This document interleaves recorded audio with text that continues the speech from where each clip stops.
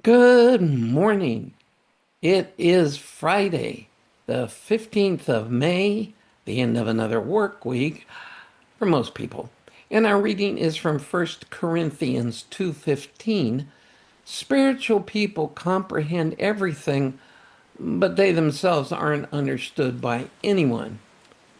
Okay, this is a little bit hard to understand, but what I think it means is that spiritual people obviously are believers, and we're not understood by unbelievers.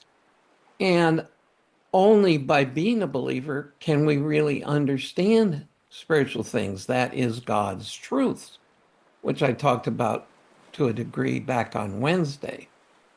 And therefore, the unbeliever is incapable of understanding spiritual things. This is why when we share the gospel in a simple, clear way, they don't get it.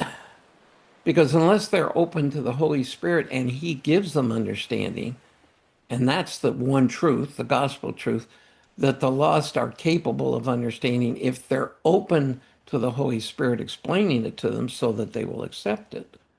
But other than that, they don't understand spiritual truths, which means God's truth, which means the foundation of reality in this world. This is why, if we try to explain why something they're doing is wrong, they're not necessarily going to get it unless, from a human standpoint, they understand consequences, but they're not going to get it. And we get confused. Well, why don't they understand it? Because basically it's God's morality and they're operating off the world's immorality.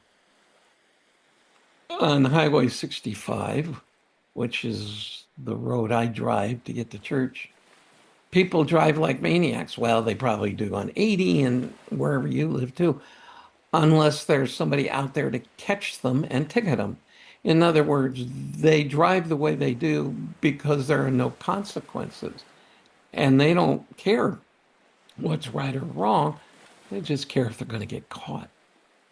That's not spiritual understanding, that's pragmatism. And I'm not going to talk about whether we drive the speed limit. As I always say, I'm drive by grace, not by law. So, sorry about that. But this is the premise, is you have to have the Holy Spirit in order to understand spiritual things. And so let's not be surprised that those in the world hate the light, look at things differently than we do, because that's just the reality of spiritual versus fleshly.